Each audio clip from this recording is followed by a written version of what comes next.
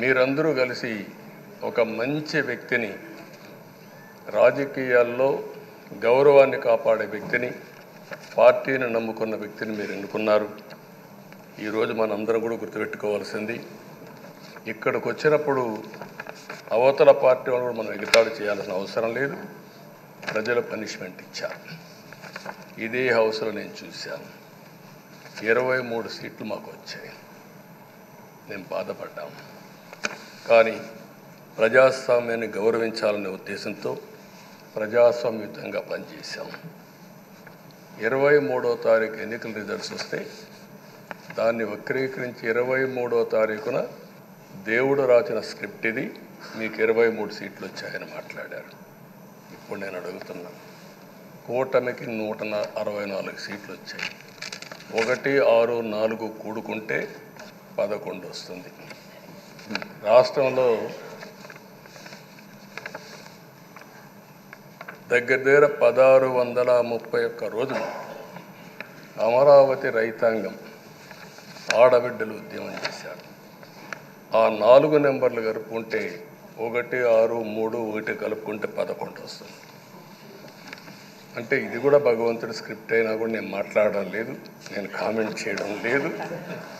ఈరోజు ఉంటే వాళ్ళకు కూడా అర్థమయ్యేది.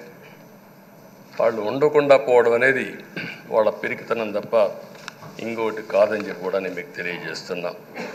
అయితే నేను ఇక్కడుండే సభ్యులను కూడా మిమ్మల్ని కోరుతున్నా, మనం ప్రజా సమస్యలపైన దృష్టి పెట్టాలి తప్ప వీళ్ళ మీద కాదని చెప్పి కూడా నేను మీకు తెలియజేసుకుంటున్నాను.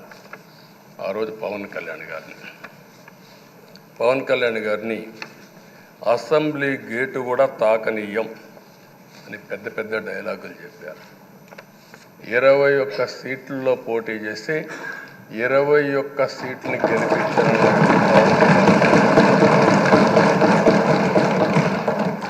వైనాట్ 175 అని చెప్పి 11 కూడా తెచ్చుకోలేని నాయకత్వం. అంటే ఏ విధంగా మాట్లాడారు అనేదానికి ఇది ఒక ఉదాహరణ. ఆ రోజు పవన్ కళ్యాణ్ గారు చాలాసార్లు, నేను కూడా అన్నాను, బయట చాలామంది అభినందించారు. ఎక్కడ తగ్గాలో తగ్గడం, ఎక్కడ గెలవాలనో గెలవడం నేర్చిన వ్యక్తి పవన్ కళ్యాణ్ గారు. దానికి ఈరోజు మనందరం కూడా గుర్తుపెట్టుకోవాల్సింది, రాజకీయాల్లో సుదీర్ఘమైన రాజకీయాల్లో ఉన్నాం. మొత్తం కలిసి 16వ సభ. మీ అందరికంటే సీనియర్ మోస్ట్ నేను.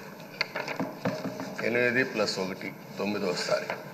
అంటే 16 సభల్లో 16వ సభ 9 సభల్లో ఉన్నాను. అంటే అన్ని సభలను చూశాను. నా జీవితంలో ఎప్పుడూ చూడని సభ మొన్న జరిగిన సభ, 15వ శాసనసభ. కానీ ఇప్పుడు నేను కోరుకునేది మీ దగ్గర నుంచి, అది ఒక చెడు సభ కింద, ఒక కౌరవ సభ కింద మనం భావించాం. కానీ అత్యున్నతమైన సభగా 16వ శాసనసభని నిర్వహించే బాధ్యత మనందరిపైన ఉంది. గౌరవప్రదంగా నిర్వహించాలి. అదే సమయంలో ఇక్కడుండే ప్రతిపక్షాల దృష్టిలో పెట్టుకొని కాదు, 24 గంటలు మనం ప్రజలతో ఉండాలి. ప్రజాప్రభుత్వంగా ప్రజలకు జవాబుదారీతనంగా ఉండాల్సిందిగా నేను మిమ్మల్ని అందరినీ కోరుకుంటున్నాను.